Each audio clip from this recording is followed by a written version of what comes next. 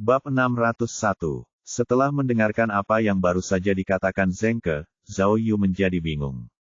Bagaimana ini bisa terjadi? Dia telah berusaha keras untuk menemukan lebih banyak petunjuk, dan semuanya hilang begitu saja karena panggilan telepon Zheng Ke. Ini adalah berita yang paling memilukan di dunia. Jika dia mengetahui hal-hal ini beberapa saat sebelumnya, dia tidak akan menyia-nyiakan memori flashback device yang berharga. Gao Gefeng, Lao Feng, siapa orang ini? Ketua tim, apakah Anda mendengarkan? Zheng Ke mendengar bahwa Zhao Yu tidak menjawab, jadi dia menyuarakan kekhawatirannya. Mengapa saya merasa Anda tidak begitu terkejut dengan berita ini? Oh, anggap saja aku terkejut.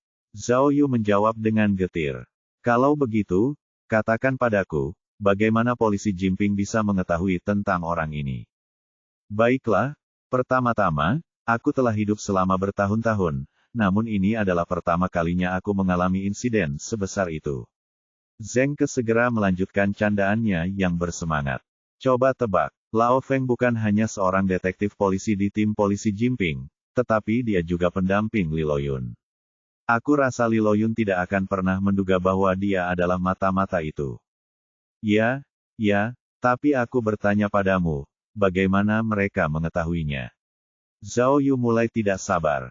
Oh, oke, sebelum Li Loyun menjalani operasi, dia sudah menyadari bahwa mungkin ada agen ganda di sisinya. Jadi, dia meminta bantuan teman-temannya di Kementerian Pengawasan. Dia meminta mereka untuk menyelidiki setiap anggota tim detektif polisi, terutama mereka yang terlibat dalam kasus pembunuhan tergesa-gesa bersamanya. Pada akhirnya, tim pengawas segera mengunci Gao Gefeng sebagai tersangka utama. Zheng Ke semakin bersemangat saat menceritakan kisahnya. Gao Gefeng telah sering bepergian ke luar negeri dalam beberapa tahun terakhir. Jadi, bukan hanya keberadaannya yang disembunyikan, tetapi juga ada banyak uang yang ditransfer ke rekeningnya dari sumber yang tidak diketahui, dengan setiap jumlah transaksi menjadi jumlah yang cukup besar. Setelah ia ditetapkan sebagai tersangka resmi, tim supervisi mulai menyelidiki pergerakannya dengan saksama. Meskipun pada awalnya mereka tidak dapat menemukan bukti langsung atas kesalahannya, penyelidikan lebih lanjut menunjukkan bahwa ia telah sering bertugas di lapangan selama kasus pembunuhan tergesa-gesa. Karena itu, pergerakannya sangat mencurigakan. Dia melanjutkan, nyaris tak berhenti untuk mengambil napas. Kemudian, tim pengawas semakin termotivasi, karena mereka terus menemukan lebih banyak petunjuk. Pada akhirnya, mereka menemukan bukti yang paling penting. Zheng Ke menghela napas panjang, lalu melanjutkan, ketika kegagalan bom mobil terjadi, Lao Feng sebenarnya ditugaskan untuk melakukan kerja lapangan dengan kelompok lain. Namun, dia tiba-tiba mengambil cuti sakit dan mengatakan bahwa dia harus pergi ke rumah sakit. Mencurigakan, bukan? Zheng Ke menunggu reaksi dari Zhao Yu, tetapi ketika tidak mendapat reaksi apapun, dia melanjutkan. Setelah itu, penyelidikannya menjadi lebih mudah. Menurut rekaman video pengawasan dan laporan investigasi resmi, tim pengawas menyadari bahwa dia sebenarnya tidak pergi ke rumah sakit karena sakit, tetapi dia malah pergi ke bengkel mobil yang berafiliasi dengan kepolisian. Dan coba tebak, ketua tim. Zheng Ke mencoba menciptakan ketegangan, lalu menyimpulkan dengan menyatakan, mobil polisi yang dipasangi bom itu dicuri dari bengkel mobil yang sama. Zheng Ke kini bersemangat, jadi dia terus saja melanjutkan aksinya. Tampaknya, setelah Lao Feng memasuki bengkel mobil, dia tidak pernah muncul lagi dalam video. Jadi, dia pasti telah mencuri mobil polisi dan melarikan diri melalui pintu keluar lain. Oleh karena itu, tim pengawas menyimpulkan bahwa Lao Feng kemungkinan adalah pria misterius yang memasang bom malam itu. Dia kemudian melanjutkan, memberi Zhao Yu hipotesisnya. Ketua tim, saya menduga Lao Feng ini mungkin adalah kepala para penjahat itu, dan dia mencuri mobil polisi itu sebelumnya. Selain itu, sangat mungkin dia mencoba menggunakan mobil polisi itu untuk membunuh Cui Lizu dan Ma Qiang dalam sebuah ledakan, hanya untuk membungkam mereka. Senyum puas kini mengembang di wajah Zheng Ke, saat ia berkata, tapi, mereka tidak pernah menyangka kita akan ada di sana. Kita tidak hanya mengurus 3 orang yang ada di sana untuk mengambil obat, tetapi kalian bahkan menangkap dua orang yang seharusnya berjaga. Zheng Ke terkekeh sebentar, lalu melanjutkan. Lalu, Lao Feng tidak bisa menahan diri lagi, jadi dia tiba-tiba mengubah rencananya untuk mengendarai mobil polisi yang dipasangi bom kepadamu, dengan maksud untuk menciptakan ledakan yang mengguncang bumi. Ini karena dia ingin menghancurkan semua bukti sekaligus, untuk mengakhiri semua masalahnya. Zheng Ke kemudian memanfaatkan kesempatan itu untuk menyanjung atasannya, tapi, kau tahu tipuannya. Ketua tim, aku sangat kagum padamu. Kau bahkan bisa menggagalkan rencana bom. Kau benar-benar hebat. Jangan menjilatku, kata Zhao Yu dengan rendah hati. Apakah penting jika aku tahu cara membuang bom? Aku mempertaruhkan nyawaku untuk melakukannya. Jika aku lebih lambat, aku akan mati. Kau tahu itu. Jadi, ketika kau mengetik laporan, ingatlah untuk menekankan hal itu, mengerti? Perlu menambahkan beberapa perlengkapan. Ya, tentu saja. Akan kulakukan. Zheng Ke kemungkinan besar tersipu malu di seberang telepon. Baiklah, jadi bagaimana situasinya? Apakah mereka sudah menangkapnya? Zhao Yu bertanya, ingin beralih ke poin penting lainnya. Stasiun Jimping mengirim pasukan khusus untuk memburunya. Jawab Zheng Ke. Mereka seharusnya sudah berada di rumah Lao Feng sekarang. Jadi, kurasa akan segera ada berita. Konten yang dipersonalisasi sesuai dengan preferensi Anda, semua dalam satu tempat umpan penemuan. Zhao Yu mengangguk. Lalu, apakah kau sudah selesai dengan penyelidikanmu? Zheng Ke bertanya dengan lembut. Omong kosong. Bukankah kau mengambil alih, bahkan setelah semua usahaku? Zhao Yu bertanya dengan lesu. Ia kemudian menyalakan mesin mobilnya dan berkata, tunggu aku. Aku akan bergegas kembali sekarang. Kemudian, Zhao Yu melajukan mobilnya menuju rumah sakit. Ia tentu saja kesal. Meskipun poin yang terkumpul telah mencapai 100 poin, ia tetap merasa bahwa semua usahanya sia-sia. Lagi pula, jika ia menyadari keberadaan Lao Feng lebih awal, ia mungkin dapat mencegah beberapa kejadian yang menghancurkan ini. Akan tetapi, semakin ia memikirkannya, ia menyadari bahwa Lao Feng dan yang lainnya cukup berani dalam tindakan mereka. Hal ini membuat mereka berbeda dari orang normal, artinya tindakan mereka pasti lebih sulit diprediksi. Dia ingat bahwa ketika mobil Liu Yu meledak, Lao Feng datang untuk melaporkan situasi tersebut secara langsung. Sungguh orang yang licik. Memikirkan keterampilan liciknya dalam menipu, Zhao Yu merasa bahwa polisi Jimping tidak akan dapat menangkap Lao Feng dengan mudah. Terlebih lagi, jika dia melarikan diri, konsekuensinya akan di luar imajinasi. Kasus pembunuhan tergesa-gesa tidak hanya tidak dapat ditutup secara resmi, tetapi juga akan memengaruhi masa depan Zhao Yu dalam kelompok investigasi khusus. 10 menit kemudian, tepat saat Zhao Yu bergegas ke rumah sakit, Zheng Ke menelepon untuk memberi tahu keadaannya. Zheng Ke memberi tahu Zhao Yu bahwa Lao Feng telah melarikan diri saat polisi tiba di tempatnya untuk menangkapnya. Polisi tidak hanya menemukan sisa bahan peledak, tetapi juga menemukan beberapa bercak darah. Mereka bahkan menemukan beberapa benda yang tampak seperti jari manusia di tempat sampah. Tak perlu dikatakan lagi, jari-jari itu kemungkinan besar milik Cui Lisu. Setelah penemuan tersebut, polisi semakin yakin bahwa Lao Feng adalah salah satu pelaku di balik kasus pembunuhan tergesa-gesa. Namun, meskipun mereka tidak berhasil menangkapnya, polisi menemukan catatan pembelian tiket di kwitansi rekeningnya. Dengan demikian, mereka menduga bahwa ia membeli tiket pesawat menggunakan identitas curian dan hendak melarikan diri. Setelah mendapat kabar terbaru, para petinggi di kantor provinsi memutuskan untuk menutup bandara dan mengirim pasukan polisi dalam jumlah besar untuk mencari Lao Feng di bandara. Mereka bertekad untuk menangkapnya dan menyeretnya ke pengadilan. Itu tidak benar. Itu tidak benar. Setelah mendengar laporan Zheng Ke, Zhao Yu tidak dapat menahan diri untuk tidak mengerutkan alisnya. Ia tiba-tiba merasa bahwa penyelidikan polisi tampaknya berjalan terlalu lancar. Tampaknya terlalu mudah. Berdasarkan pola Lao Feng, kasus pembunuhan tergesa-gesa dilakukan dengan anggun dan sempurna. Jadi, jika dia benar-benar ingin melarikan diri, dia tidak akan meninggalkan petunjuk yang jelas untuk ditemukan polisi. Itu tidak benar. Kemungkinan besar ada rencana tersembunyi di balik ini. Bab 602. Rumah sakit Betune adalah rumah sakit terbesar di Jimping. Ini berarti bahwa semua orang, termasuk Li Loyun, Ma Laodan dan ayahnya, Cui Lizu dan dua penjahat lainnya yang dipukuli oleh Zhao Yu, semuanya dirawat di sana. Pada pukul 12 siang, selain Li Loyun yang terluka parah, yang lainnya sudah selesai dioperasi dan telah dikirim ke Bangsal.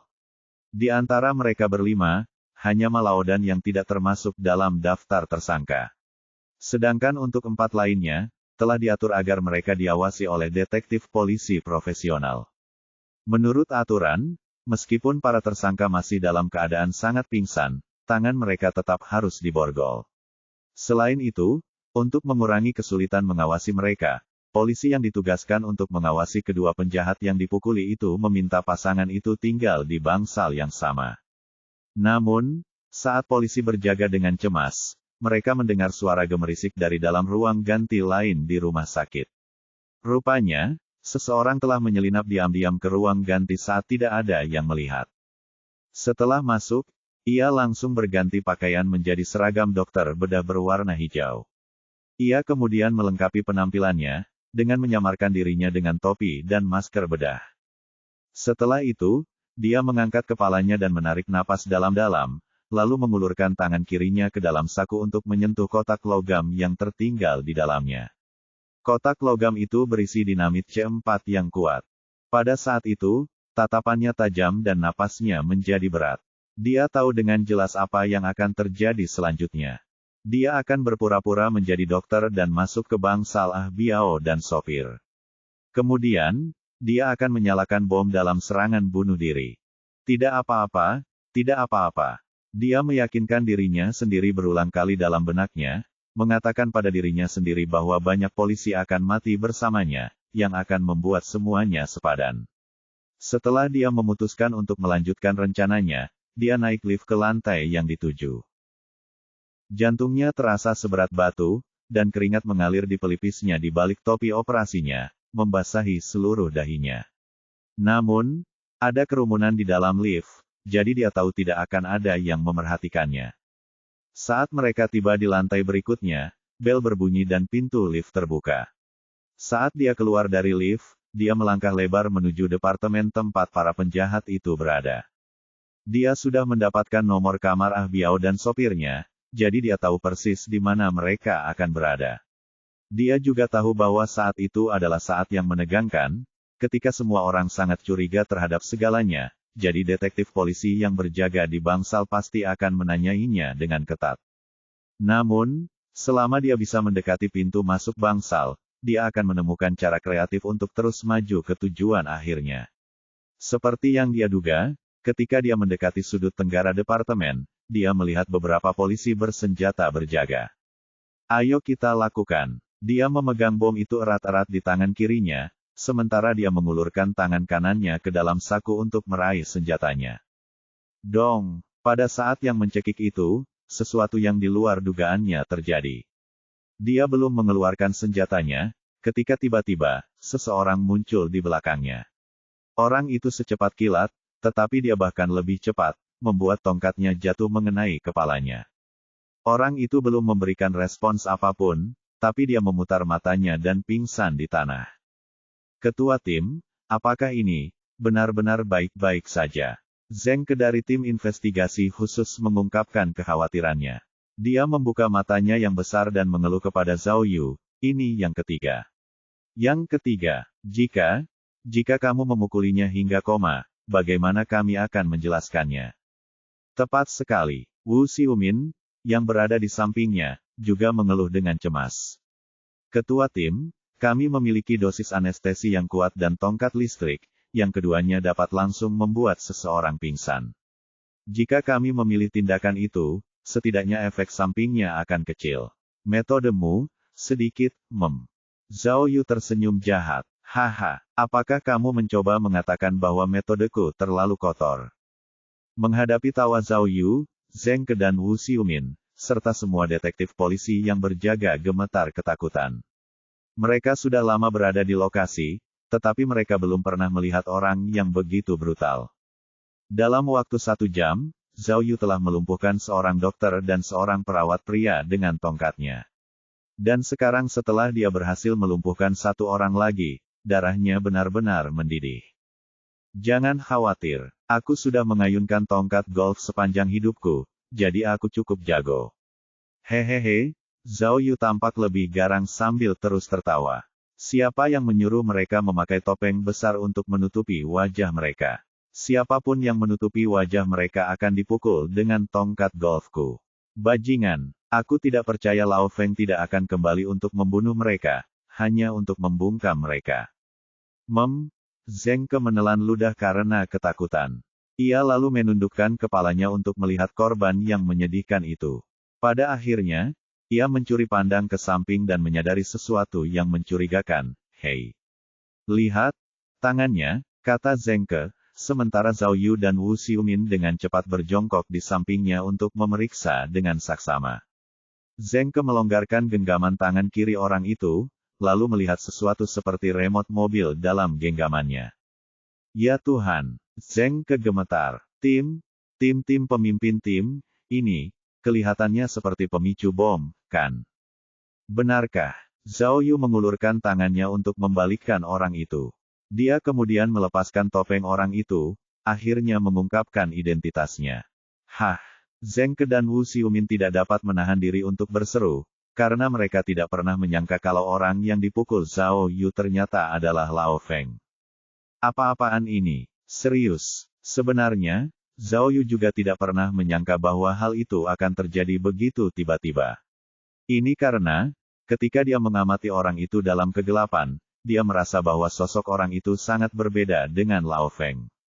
Akhirnya, dia mengerti alasannya. Ternyata, di balik seragam bedahnya, Lao Feng mengenakan pakaian tebal dan berlapis. Itulah sebabnya bentuk figur-figur itu berbeda. Zhao Yu segera mengulurkan tangannya untuk melepaskan seragam bedahnya. Ia terkejut melihat tangan kanan Lao Feng memegang pistol dengan penutup kepala. Mereka kemudian memeriksa sakunya, menemukan bom C4 yang tampak persis seperti yang mereka temukan di mobil penjahat dan polisi. Hah! Zhengke dan yang lainnya terkesiap sekali lagi. Para detektif polisi yang bertugas berjaga dengan cepat berkumpul di sekitar mereka, sama-sama terkejut dengan pemandangan di depan mereka. Ya Tuhan, Zhao Yu dipenuhi keringat dingin, seolah-olah dia baru saja mandi. Dia segera menyingkirkan bom itu dan berteriak kepada semua orang, matanya yang besar terbuka lebar, kalian semua melihat ini. Aku tidak melakukannya secara acak. Aku memiliki pandangan ke depan yang cemerlang, oke. Kalian ingat itu. Bab 603. Jadi, akhirnya kau melihat betapa mengagumkannya aku, kan? Zhao Yu, yang berada di salah satu ruang tunggu di rumah sakit, berbicara kepada Zhengke dan Wu Xiumin, suaranya dipenuhi dengan rasa puas diri. Sejak awal, kita telah dituntun oleh hidung, jadi sekarang bagaimana? Akhirnya aku berhasil mendahuluinya, hehehe. Kemudian, Lao Feng yang dipukul Zhao Yu dengan tongkat, dikirim ke bangsal observasi. Untuk berjaga-jaga, polisi mengirim 10 detektif polisi bersenjata untuk mengawasinya. Begitu dia sadar, mereka akan segera menginterogasinya. Namun, serangan Zhao Yu akurat dan brutal. Dilihat dari penampilannya, dia seharusnya tidak akan bangun dalam waktu dekat. Aku masih belum begitu mengerti. Zhengke menggelengkan kepalanya dan bertanya, pemimpin tim, bagaimana kamu bisa begitu yakin bahwa Lao Feng pasti akan kembali? Tentu saja aku yakin. Zhao Yu mulai terhanyut oleh kesuksesannya. Sudah berapa lama aku di sini? Dia mengangkat pantatnya dan aku tahu dia akan buang air besar. Setelah dia menyadari bahwa dia telah membuat pernyataan yang tidak sopan, dia segera mengganti topik pembicaraan. Sebenarnya, itu hanya karena pengalamanku selama bertahun-tahun. Hehe. Dia kemudian melanjutkan, kau juga melihatnya. Tadi malam, setelah aku menangkap kedua penjahat itu, siapa yang seharusnya berjaga? Lao Feng, yang merupakan dalangnya.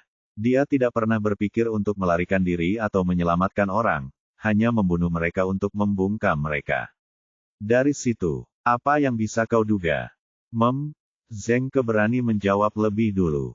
Mungkin maksudnya Lao Feng tidak ingin kedua orang itu jatuh ke tangan polisi. Kalau tidak, identitasnya akan terbongkar. Itu tidak benar. Ku Xiumin tidak setuju. Dia kemudian dengan cepat menambahkan, Lao Feng seharusnya tahu bahwa itu hanya masalah waktu sebelum identitas aslinya terungkap. Karena dia terburu-buru membunuh mereka untuk membungkam mereka, pasti ada alasan lain di baliknya. Ya, Zhao Yu tersenyum dan mengacungkan jempol pada Wu Xiumin.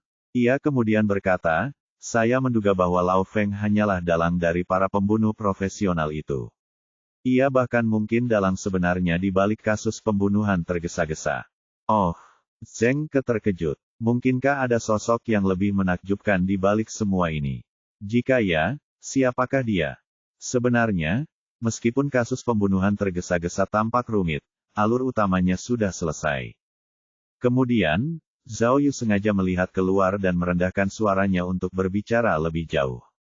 Di permukaan, Lao Feng membingungkan gerombolan pembunuh profesional dan memanfaatkan kebencian Liu Yu terhadap pabrik farmasi untuk mengendalikan kasus pembunuhan tergesa-gesa. Namun, tujuan sebenarnya adalah untuk menekan harga saham secara paksa untuk memenuhi niat mereka untuk menjual berita dan memeras uang secara ilegal. Zhao Yu melanjutkan, tetapi ada bom C4, senapan mesin ringan, dan rencana yang direncanakan dengan sangat cermat untuk dipertimbangkan. Jika kasusnya hanya bergantung pada Lao Feng dan beberapa orang lainnya, mereka tidak akan dapat menipu kita dengan mudah, seperti yang mereka lakukan. Oleh karena itu, saya menduga bahwa harus ada konsorsium yang lebih besar yang mendukung mereka, yang kemungkinan besar tidak ada di negara ini. Itu memang masuk akal. Mirip seperti film. Zeng mendesah. Ini bukan film. Wu Xiumin mengoreksi. Tanpa dukungan konsorsium, tidak peduli berapa banyak orang yang dibunuh Lao Feng dan gengnya, mereka tidak akan menghasilkan uang. Tidakkah kau lihat? Bukan hanya bom dan senjata, tetapi bahkan peralatan komunikasi mereka adalah yang paling canggih di kelasnya. Jadi, menurutku ketua tim benar. Lao Feng hanyalah bagian dari pasukan mereka. Zhao Yu mengangguk, lalu melanjutkan. Jika aku boleh menebak, konsorsium di balik layar sangat kuat dan mengambil tindakan yang sangat brutal. Jika Lao Feng dan yang lainnya tidak dapat menyelesaikan misi mereka, mereka pasti akan mati secara tragis. Jadi, ketika mereka ditangkap, mereka lebih suka bunuh diri dengan meledakkan diri daripada mengungkap rahasia apapun. Zhao Yu menarik napas, lalu terus menjelaskan. Pria berjaket, yang seharusnya berjaga di rumah Cui Lisu, bahkan tidak ragu untuk menyalakan bom. Dia melakukannya alih-alih ditangkap hidup-hidup. Pengemudi BMW melakukan hal yang sama. Orang-orang ini selalu membawa bom, jadi kita dapat membayangkan bahwa mereka juga berada dalam kesulitan yang sebenarnya. Berhenti sejenak untuk memastikan pasukannya masih mendengarkan, dia kemudian menyimpulkan. Jadi, berdasarkan petunjuk-petunjuk ini, Lao Feng pasti akan menemukan cara untuk kembali dan membunuh mereka. Lagi pula, orang ini telah memainkan kartunya dengan pola yang tidak teratur. Dia sengaja memesan tiket pesawat dengan identitas palsu untuk mengalihkan perhatian polisi ke bandara. Siapa yang mengira bahwa dia akan berani berbalik dan kembali ke rumah sakit untuk mengejutkan kita? Sungguh menakjubkan. Seru Zeng. Aku merinding. Lao Feng membawa pistol dan pemantik bom bersamanya, jadi dia jelas ingin menerobos masuk ke bangsal untuk membuat ledakan. Ketua tim, kau yang terbaik. Penggunaan tongkat itu benar-benar seperti dewa. Mencari lebih banyak konten. Kami mungkin memiliki apa yang Anda inginkan umpan penemuan.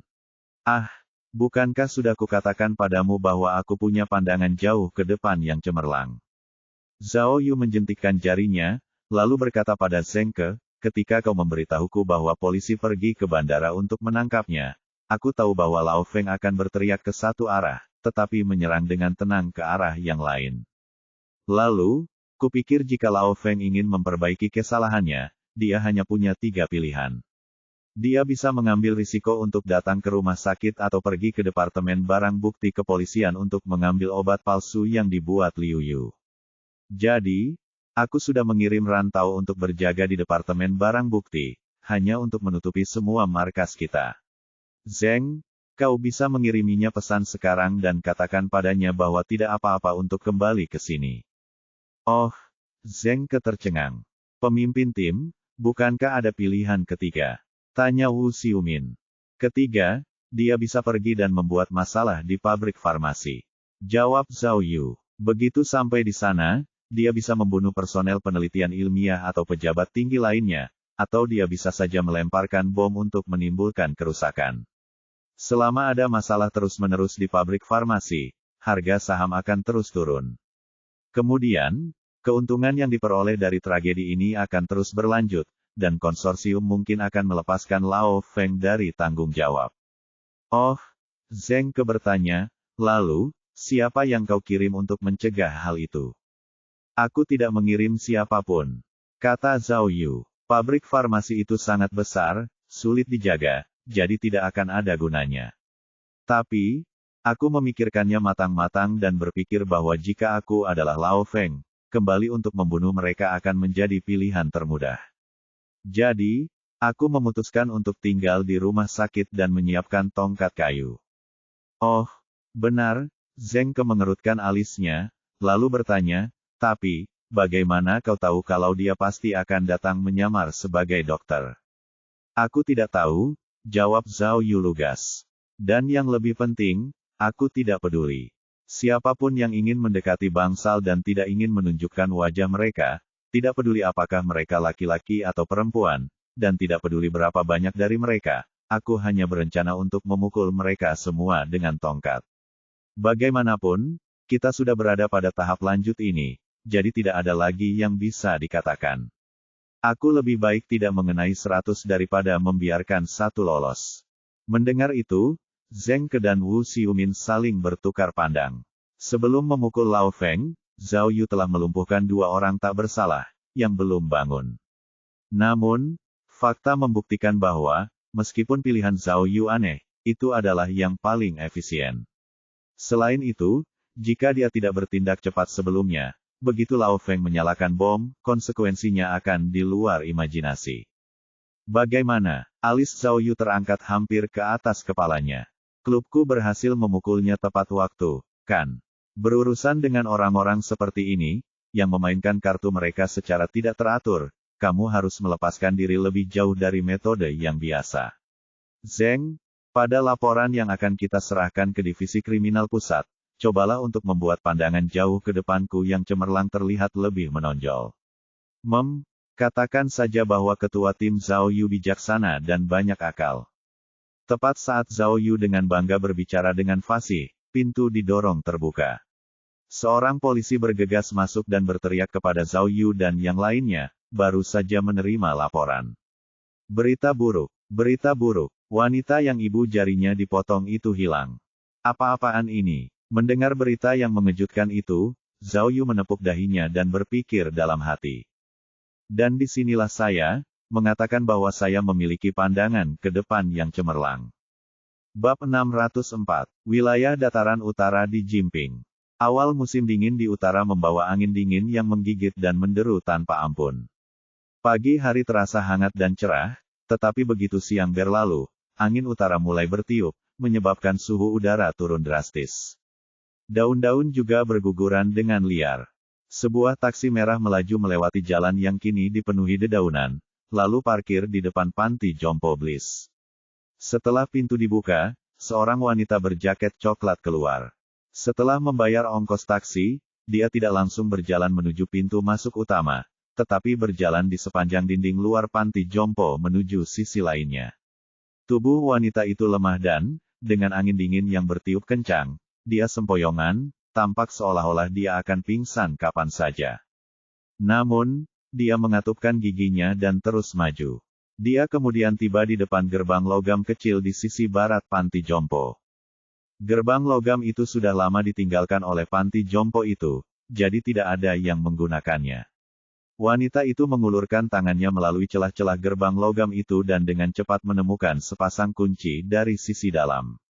Mencicit. Ia kemudian membuka gerbang logam dengan sepasang kunci. Wanita itu melihat sekeliling, sangat waspada. Setelah yakin tidak ada yang melihatnya, ia segera memasuki panti jompo. Wanita itu berjalan ke bagian tengah panti jompo, gedung istirahat. Karena baku tembak serius malam sebelumnya, seluruh gedung masih ditutup. Karena itu, sebagian besar orang tua yang tinggal di sana dipindahkan ke tempat lain untuk sementara. Namun, polisi sudah selesai dengan TKP. Jadi, meskipun ada beberapa polisi yang tetap berjaga, mereka hanya melakukannya untuk mengikuti protokol prosedural. Oleh karena itu, tidak ada yang memperhatikan wanita itu. Konten yang dipersonalisasi sesuai dengan preferensi Anda, semua dalam satu tempat umpan penemuan. Setelah memasuki gedung, wanita itu pergi ke gudang dan membuka salah satu kotak penyimpanan, yang berisi banyak barang. Wanita itu pertama-tama mengganti pakaiannya dengan pakaian bersih, yang merupakan beberapa barang di dalam kotak, lalu mengeluarkan ponsel dan memeriksa pesan-pesannya. Tepat saat dia sedang mengecek ponselnya, pandangannya berhenti di tangannya. Dia melihat bahwa kedua ujung tangannya dibalut perban putih dan ibu jarinya telah hilang. Benar saja, wanita itu tidak lain adalah pencuri kucing betina, Cui Lisu. Saat dia melihat tangannya yang bengkok, dia merasa sedih. Namun, karena keterbatasan waktu, ia tak bisa terus-menerus meratapi masa lalu. Ia malah bergegas mengecek ponselnya dan menemukan pesan yang dicarinya. Ternyata, lelaki tua yang tinggal di kamar 606 itu telah dipindahkan ke gedung DPR. Oleh karena itu, Cui Lizu segera mengemasi barang-barang tersebut ke dalam kotak penyimpanan dan mengisi ranselnya dengan sejumlah besar uang tunai. Ia kemudian membawa tasnya, keluar dari gedung, dan berjalan menuju gedung wakil. Tidak ada polisi di gedung wakil, hanya staf panti jompo dan orang tua yang direlokasi sementara ke sini.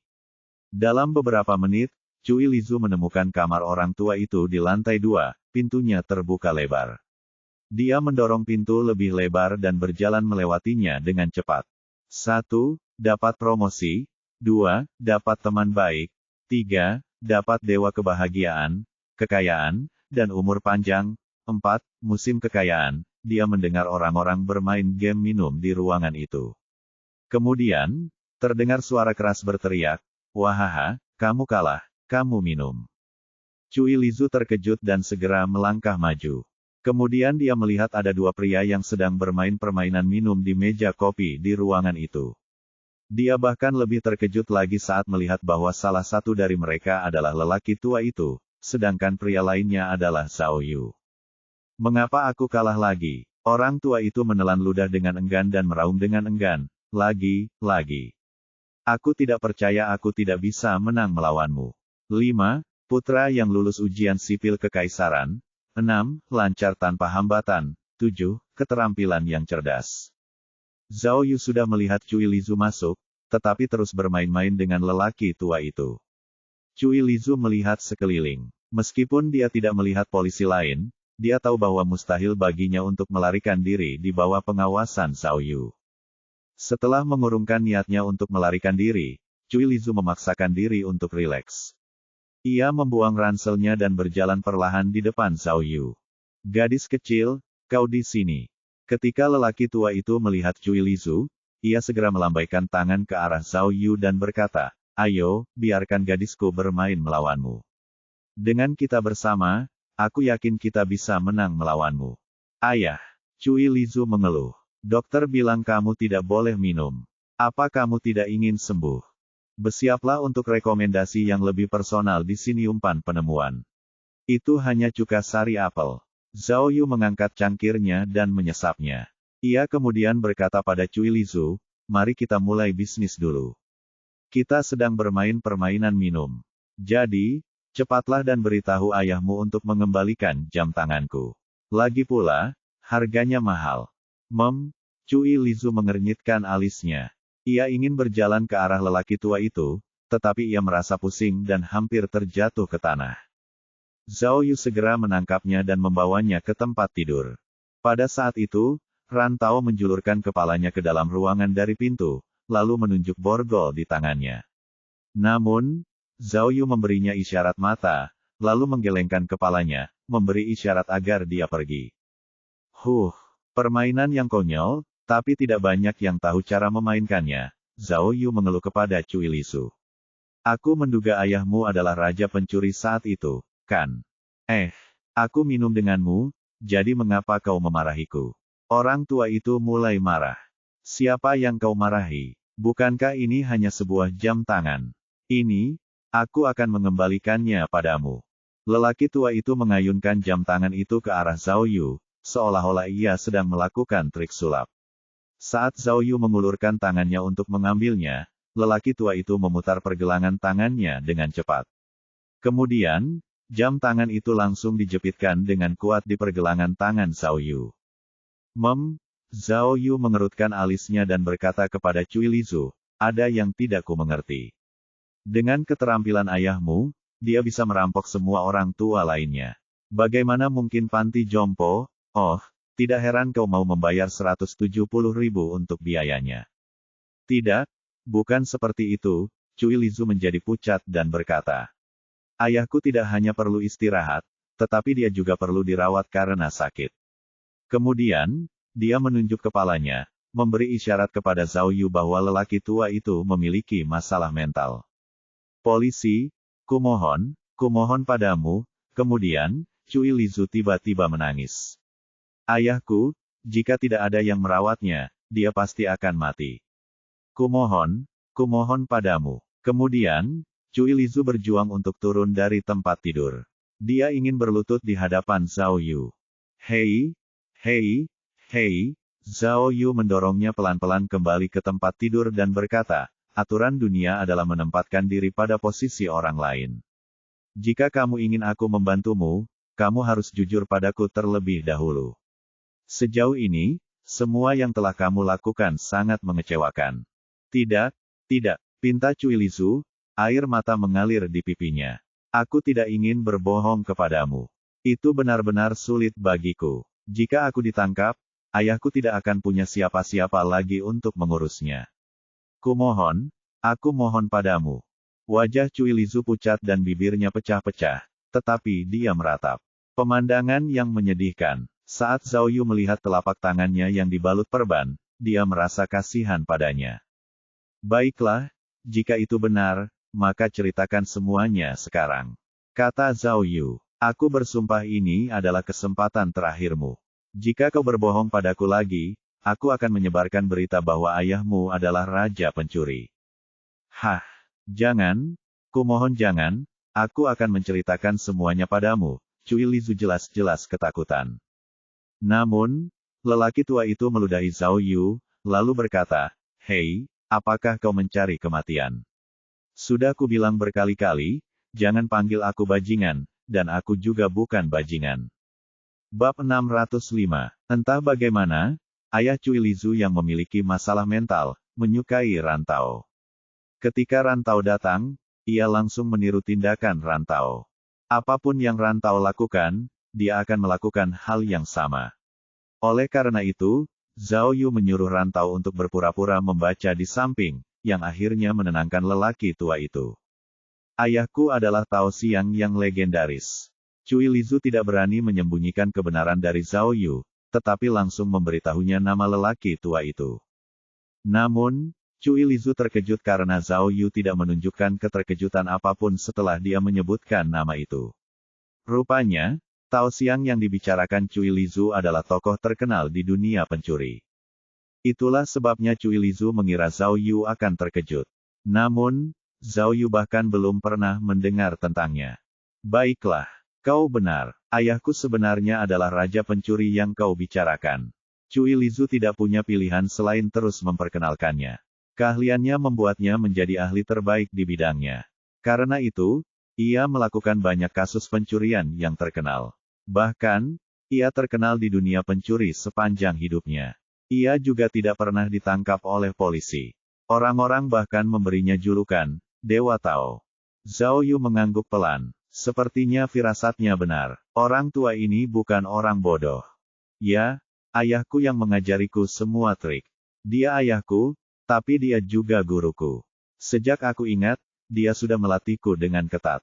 Kata Cui Lizu tanpa daya. Jadi, takdirku sudah ditakdirkan sejak saat itu. Aku tidak bisa mengubahnya, bahkan jika aku mau. Tidak heran kau begitu ahli. Ternyata kau adalah murid langsung sang ahli. Maafkan aku karena kurang sopan. Zhao Yu bercanda dengan Cui Lizu, sambil sengaja mencuri pandang ke arah lelaki tua itu. Ia bertanya-tanya bagaimana mantan raja pencuri itu bisa berada dalam keadaan yang menyedihkan seperti itu. Namun, meskipun ayahku keras, dia sangat mencintaiku. Dia selalu membelikanku mainan terbaik dan mendandaniku dengan pakaian terbaik. Cui Lizu mengenang masa lalunya. Meskipun dia adalah raja pencuri, kami bersembunyi dengan nama samaran dan hidup seperti orang biasa. Dari sudut pandang orang luar, dia hanyalah ayah penyanyang biasa. Sayang sekali. Kemudian, Cui Lizu tiba-tiba berhenti bicara, wajahnya tampak sedih. Setelah beberapa saat, dia melanjutkan ceritanya. 6 tahun lalu, ayah saya melakukan transaksi bisnis besar. Dia ditugaskan untuk mencuri sesuatu yang tak ternilai. Jika dia berhasil, dia akan meraih kesuksesan dan mendapat pengakuan, yang akan memungkinkannya untuk pensiun dini. Lihat rekomendasi kami yang disusun khusus untuk Anda umpan penemuan. Cui Lizu menatap ayahnya sambil berbicara, suaranya bernada sedih. Tetapi, ayahku tiba-tiba kehilangan barang itu karena suatu kecelakaan. Ia kemudian dikejar oleh majikannya dan hampir kehilangan nyawanya. Kami kemudian bersembunyi, karena ayahku membawa serta aku, berkeliling dunia. Kemudian, kami akhirnya berhasil lolos dari mereka. Setelah jeda sebentar, Cui Lizu menambahkan dengan getir, namun, ayahku sangat kesal dengan seluruh situasi ini, jadi kesehatan mentalnya menurun sejak saat itu. Baru setahun, dan dia sudah dalam kondisi seperti ini. Dia kemudian berbalik memohon pada Zhao Yu. Tolong, ayahku tidak boleh ketahuan. Dia akan dikejar oleh musuh dan polisi. Kudengar Jimping punya panti jompo mewah, itulah sebabnya kami datang ke sini. Selama kami membayar biaya, panti jompo berjanji akan menjaga privasi klien mereka dan tidak membiarkan orang luar mengganggu mereka. Dia lalu mendesah. Untuk membiayai pengeluaran yang begitu tinggi, aku tidak punya pilihan selain bergabung dengan organisasi Makiang di Jalan Sangping dan bekerja untuk mereka. Kemudian, Cui Lizu akhirnya mengalihkan topik pembicaraan kembali ke kasus pembunuhan tergesa-gesa. Namun, panti jompo benar-benar menguras kantongku. Aku berusaha sekuat tenaga untuk menyelesaikannya, tetapi aku tidak dapat memenuhi kebutuhan. Kau melihat kondisi tempat tinggalku, betapa buruknya, kan? Oh. Zhao Yu kemudian mengerti mengapa si pencuri kucing betina, yang sangat terampil, hidup seperti orang miskin. Ia kemudian melanjutkan. Kemudian, suatu hari, Pang Yong dan gengnya melihat brankas berlapis tank di sebuah villa dan memutuskan untuk membobolnya untuk mencurinya. Saya pikir mungkin kesempatan saya akhirnya tiba, karena saya dapat dengan mudah membuka brankas semacam itu. Saya pikir jika saya dapat memperoleh banyak uang dari brankas itu, hidup akan lebih mudah. Dia mendesah lagi. Karena itu, aku mencuri informasi Pang Yong dan mengalahkan mereka. Namun, ketika aku membuka brankas itu, selain sejumlah obat, tidak ada apapun di dalamnya. Kau bisa bayangkan betapa sedihnya aku. Namun, karena ayahku terus-menerus mengonsumsi obat antipsikotik yang sama, aku mengenali obat itu. Kupikir aku bisa menjualnya, jadi setidaknya obat itu akan bernilai. Jadi, aku minum obat itu. Dia tidak sanggup menatap mata Zhao Yu, jadi dia hanya melanjutkan ceritanya. Tepat sebelum aku pergi, pemilik rumah itu tiba-tiba kembali. Orang itu mengendarai tramci, yang diparkirnya langsung di garasinya. Meskipun aku hanya melihatnya sekilas, aku ingat betul seperti apa rupanya. Orang yang kau tanyakan padaku di kantor polisi, itu adalah Liu Yu. Tapi, kudengar orang itu sudah meninggal saat itu. Oh, Zhao Yu mengangguk dan berkata, lalu, kamu menjual obat itu kepada dokter nakal di rumah sakit jiwa. Ya, kata Cui Lizu terus terang.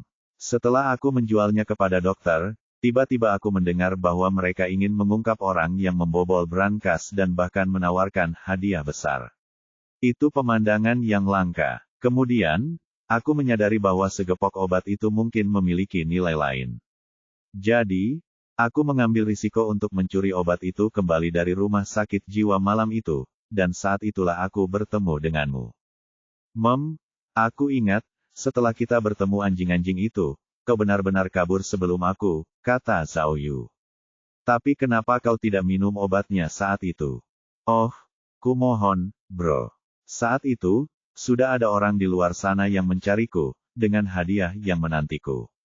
Bagaimana aku tahu kau bukan salah satu dari mereka? Cui Lizu menggelengkan kepalanya. Aku bahkan tidak tahu apakah kau bersama seseorang, jadi mengapa aku peduli dengan obatnya? Dan kemudian datanglah bencana bau yang mengerikan itu. Lihat rekomendasi kami yang disusun khusus untuk Anda umpan penemuan. Dia mengernyitkan hidungnya, lalu terus menjelaskan. Tanpa daya, aku hanya bisa pulang ke rumah untuk mandi dan berganti pakaian bersih. Aku tidak menyangka Pang Yong dan gengnya akan datang ke tempatku secepat ini. Mengenai cerita selanjutnya, kau sudah tahu, kan? Tidak sepenuhnya. Zhao Yu memutar matanya ke arah Cui Lizu, lalu bertanya, katakan padaku apa yang terjadi setelah kau melarikan diri ke selokan. Cui Lizu menghela napas dan berkata, setelah aku kabur, aku kembali ke hotel untuk mencuri obat. Lalu aku sembunyikan obat itu di bawah tempat tidur ayahku. Lalu, aku siap untuk lari. Namun, aku menerima pesan dari tuan kedua, yang mengatakan bahwa ada seseorang yang bersedia membayar 5 juta untuk membeli barang-barang yang aku curi dari brankas. Dia menggelengkan kepala dan memutar matanya, lalu berkata, aku benar-benar bodoh, aku benar-benar mempercayainya dan pergi ke tempat pertemuan. Syukurlah, aku berhati-hati dan tidak berani menampakkan diri secara terang-terangan. Sebaliknya, aku hanya ingin mengamati dari samping. Namun, saat aku semakin dekat, aku ditangkap. Aku kemudian disiksa dengan kejam, dan mereka memotong ibu jariku. Cui Lizu berkata dengan sedih, akhirnya, aku menceritakan semuanya kepada mereka. Saat itulah aku benar-benar berpikir bahwa ayahku dan aku akan hancur. Cui Lizu kemudian menoleh ke Zhao Yu dengan tatapan penuh terima kasih. Petugas polisi Zhao, aku belum mengucapkan terima kasih padamu karena telah menyelamatkanku. Jika bukan karenamu, ayahku dan aku mungkin sudah mati. Oh, Zhao Yu merenungkan kata-katanya. Cui Lizu menyembunyikan obat itu di bawah tempat tidurnya, tetapi ayahnya yang suka bermain-main ingin mengerjai putrinya, jadi dia menyembunyikan obat itu di AC. Ketika pembunuh profesional datang untuk mencari obat itu, mereka tidak dapat menemukannya di bawah tempat tidur. Itulah sebabnya mereka menguasai ayahnya dan ingin menginterogasinya. Kemudian, semuanya tampak masuk akal.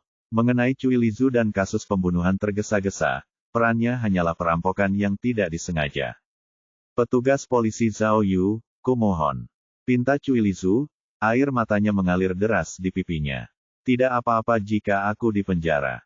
Tapi, kumohon, kau harus menjaga ayahku. Jika identitasnya diketahui orang, dia pasti akan dibunuh. Oh, ya, itu hanya perampokan, dan sudah bertahun-tahun. Apakah masih banyak orang yang mengingatnya? Zhao Yu menggelengkan kepalanya, berpikir bahwa dia seharusnya tidak terlalu terganggu oleh kekhawatirannya. Tidak, tidak sesederhana itu. Kata Cui Lizu dengan cemas. Kau tidak tahu apa yang dicuri ayahku saat itu, kan? Itu adalah sesuatu dari sebuah pameran, yang merupakan milik orang India. Itu disebut bintang Tamil. Patah. Mendengar nama Tamil Star, tangan Rantau terpeleset dan bukunya jatuh ke tanah. Demi meniru Rantau, Tao Siang pun melempar bukunya ke tanah. Apakah kamu mengetahuinya? Tanya Cui Lizu dengan cemas. Ada rumor di luar sana yang mengatakan bahwa ayahku masih memiliki bintang Tamil ini. Kumohon, begitu identitas ayahku terungkap, dia akan hancur. Bab 606. Bintang Tamil. Rantau menatap Tao Siang lagi, jelas terkejut. Ya Tuhan, apakah kamu bercanda? The Tamil Star. Tao Siang mengulang reaksi Rantau dengan tepat. Mengenai batu permata itu, Zhao Yu teringat beberapa kesan tentangnya dalam ingatannya. Secara spesifik, 6 tahun yang lalu, selama pelelangan internasional yang berlangsung di ibu kota, terjadi perampokan yang mengejutkan. Rupanya, batu permata biru dari India telah lenyap begitu saja, dan masih belum ditemukan. Konon, batu permata biru itu beratnya sekitar 67 karat, bening, dan sangat indah tak tertandingi. Lebih jauh lagi, batu itu pernah menghiasi mahkota salah satu raja India kuno. Karena itu, batu itu dianggap sebagai harta peninggalan nasional India. Karena nilai pasar barang itu saat itu lebih dari 100 juta, sekarang seharusnya sudah tak ternilai harganya. Meskipun batu permata itu dimiliki secara pribadi, namun masih menimbulkan kekacauan diplomatik setelah diambil alih. Bahkan, hampir menyebabkan pertikaian internasional. Oleh karena itu, kasus yang mengejutkan itu selalu masuk dalam daftar 3 kasus perampokan teratas di negara ini, menjadikannya salah satu kasus yang menjadi fokus utama Divisi Kriminal Pusat. Bahkan, Divisi Kriminal Pusat membentuk pasukan khusus hanya untuk menangani kasus itu. Sampai saat ini, pasukan itu belum berhenti mengejar keberadaan batu permata itu, dan sejauh ini sudah 6 tahun. Siapa yang mengira bahwa orang yang mencuri Tamil Star adalah pria tua dengan masalah mental, Tao Siang. Orang ini benar-benar sesuai dengan julukannya sebagai Raja Pencuri. Ia bahkan berani mencuri harta nasional. Namun, mengapa batu permata itu tiba-tiba menghilang? Lalu, apa yang terjadi padanya? Petugas polisi Zhao, saya telah memperhatikan kasus ini dengan saksama selama beberapa tahun terakhir, kata Cui Lisu. Geng orang yang mengejar ayah saya saat itu, belum mencabut hadiah untuk kepalanya. Ditambah lagi, ayah saya menyinggung banyak orang di liganya saat itu, jadi begitu identitasnya terungkap, itu akan menarik banyak musuh, dan dia pasti akan mati. Jadi, saya mohon, rahasiakan ini untuk kami. Zhao Yu merenungkan hal ini sejenak, karena majikannya masih mengejar Tao Siang, ini berarti majikannya belum mendapatkan batu permata itu. Itu menarik. Kalau begitu, siapa yang memiliki Tamil Star sekarang? Kemudian, Zhao Yu memuji dalam benaknya, heksagram kian benar-benar heksagram paling menakjubkan dalam sistem keajaiban. Aku tidak pernah menyangka bahwa itu tidak hanya akan membantuku menangkap pembunuh kasus pembunuhan tergesa-gesa, Lao Feng, tetapi juga membantuku memperoleh hadiah yang mengejutkan. Bagaimanapun, kasus pencurian permata adalah kasus besar tingkat nasional. Karena itu, menangkap perampok itu akan menjadi prestasi besar bagi namanya. Bahkan jika dia tidak dapat menemukan keberadaan batu permata itu, setidaknya dia akan dipuji oleh para petinggi di Divisi Kriminal Pusat, serta kelompok investigasi khusus lainnya. Namun, Zhao Yu sangat menyadari bahwa Divisi Kriminal Pusat telah menugaskan pasukan khusus untuk menyelidiki kasus khusus ini. Ini berarti bahwa kasus itu pasti tidak akan jatuh ke tangannya. Oleh karena itu, mengenai permintaan Cui Lisu, dia tidak dapat memberikan janji apapun. Cui Lisu, Zhao Yu menggelengkan kepalanya tanpa daya. Kau dan ayahmu adalah tokoh legendaris. Tao Lisu, kan? Atau mungkin, kau sama sekali bukan Lisu. Zuzu, lupakan saja, terlepas dari namamu, aku akan memberitahumu dengan bertanggung jawab, masalahmu melampaui yurisdiksiku. Karena itu, aku tidak bisa banyak membantu. Aku hanya bisa bertindak sesuai dengan prosedur yang tepat. Hah, ayahku sudah dalam kondisi yang sangat buruk. Apa kau benar-benar ingin dia mati di atas semua ini? Geram Cui Lisu. Ada pepatah, menabur angin, menuai badai. Siapapun dirimu, kamu harus bertanggung jawab atas apa yang kamu lakukan. Begitu pula dirimu, begitu juga ayahmu. Tapi, Zhao Yu merentangkan tangannya dan berkata, prosedur yang kulakukan tidak berarti seseorang harus mati.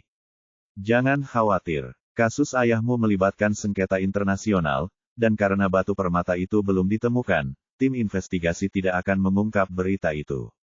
Dia melanjutkan penjelasannya, lagi pula, ayahmu adalah satu-satunya petunjuk untuk menemukan batu permata itu.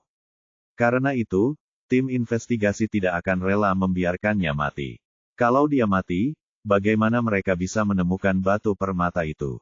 Zhao Yu lalu menepuk bahunya dan berkata, kalau begitu, silakan makan makanan penjaramu. Serahkan ayahmu pada kami.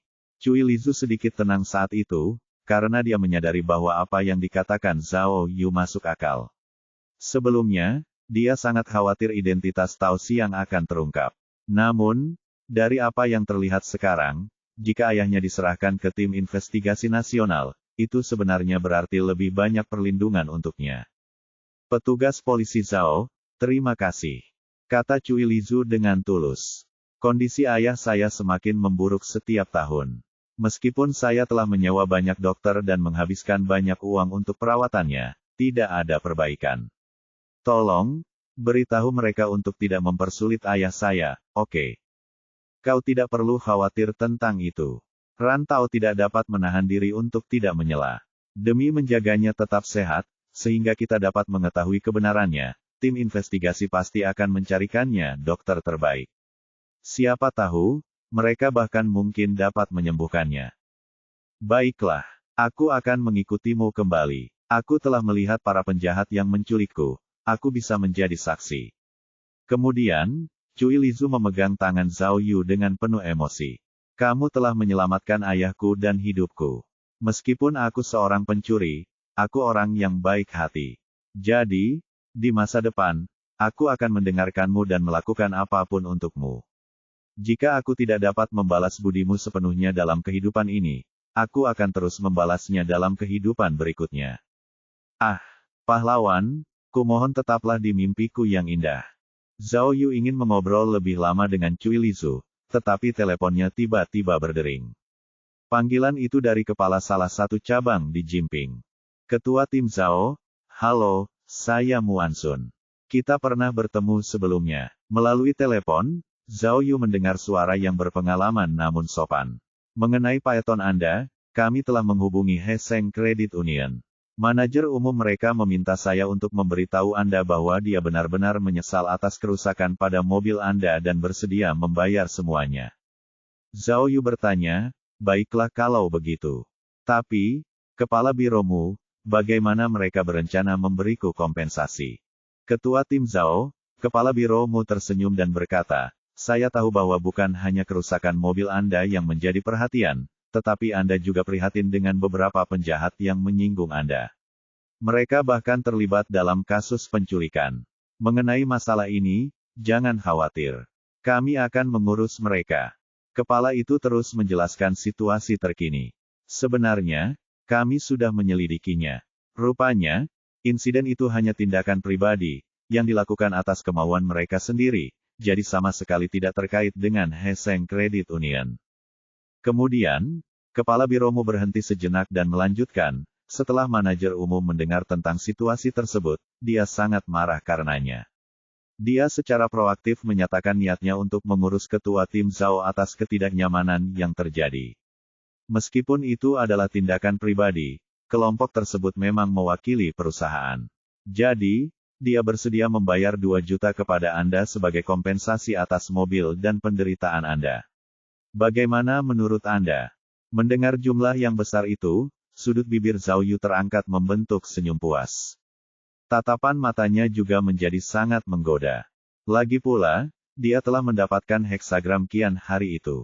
Jadi, ternyata masih ada hadiah uang tunai di akhir perjalanannya. Meskipun Python itu mahal, biaya perbaikannya hanya beberapa ribu. Karena manajer umum sekarang telah menawar 2 juta, itu hampir cukup untuk membeli mobil baru.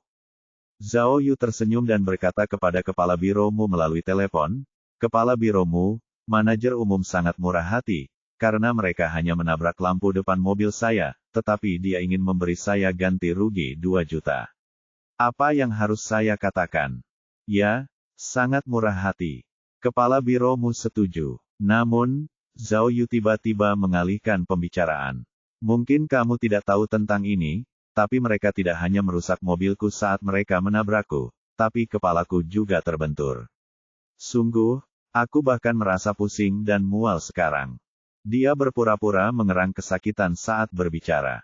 Jika aku tidak hampir menutup kasus ini, aku pasti sudah pergi ke rumah sakit.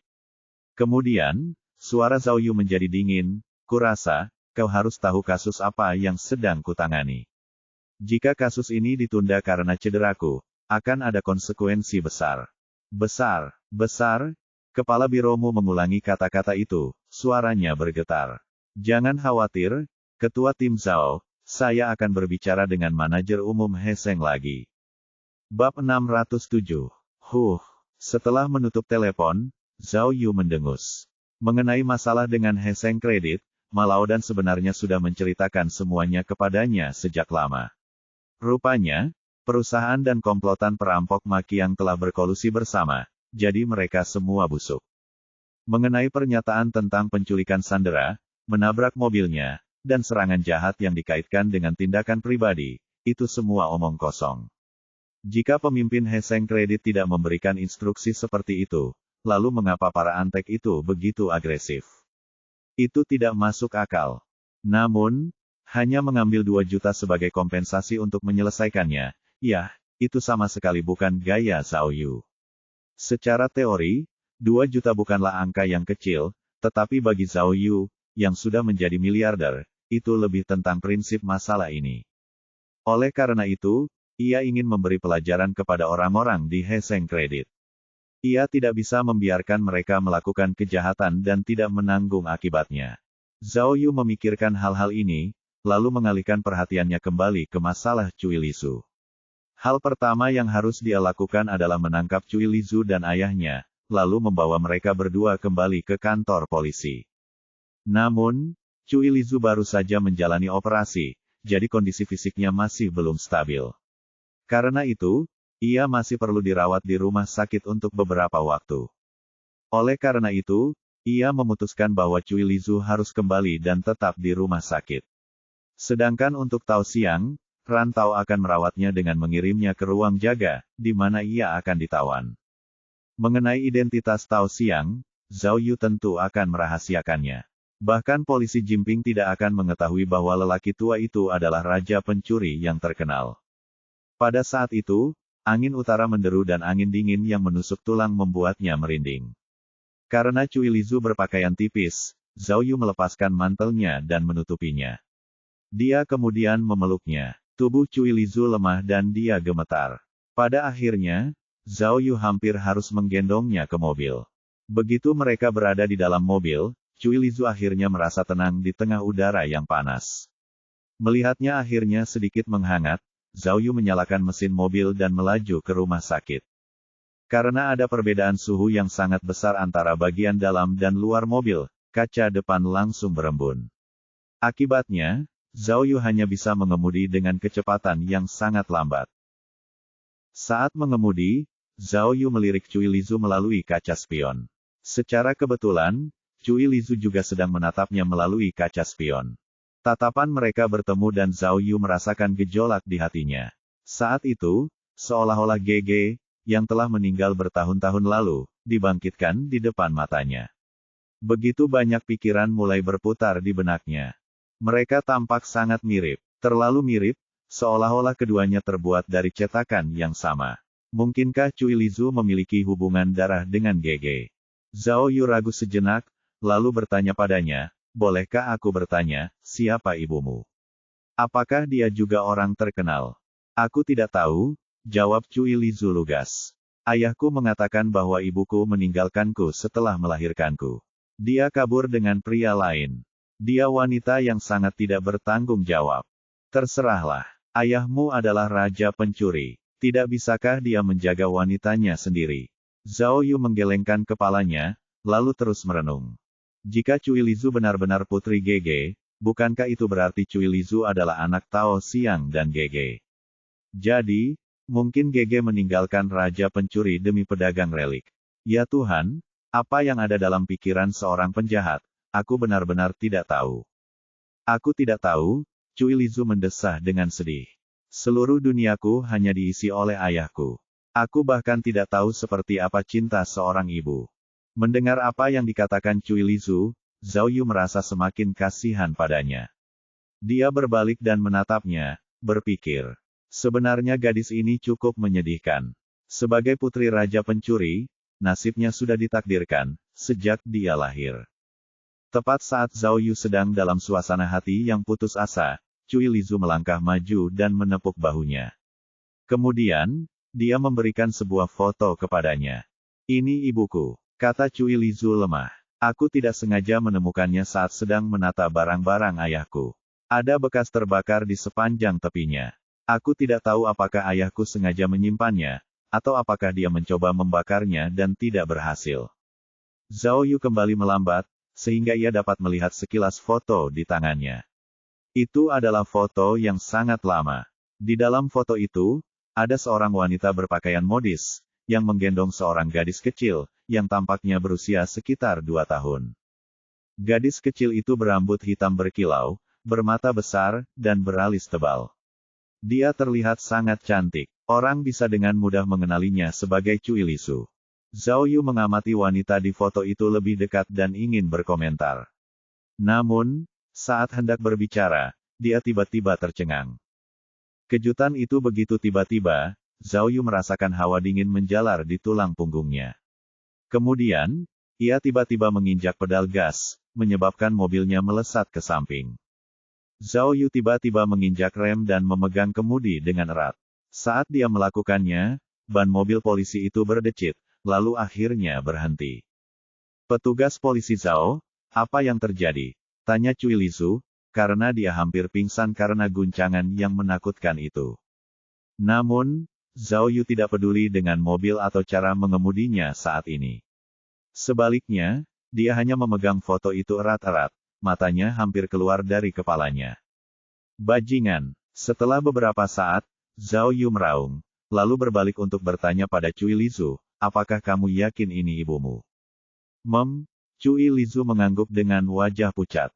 Namun, setelah berpikir sejenak, dia mulai menggelengkan kepalanya. Karena aku tahu temperamen ayahku, aku tidak pernah benar-benar menunjukkan foto ini kepada ayahku, jadi aku tidak tahu apakah wanita itu adalah ibuku. Pak Polisi, bisakah kau memberitahuku apa yang terjadi? Zhao Yu begitu emosional, dia mengambil waktu sejenak untuk menenangkan diri, lalu bertanya lagi, setelah bertahun-tahun, apakah kamu sudah mencoba mencari orang ini? Tidak, karena dia meninggalkan kita.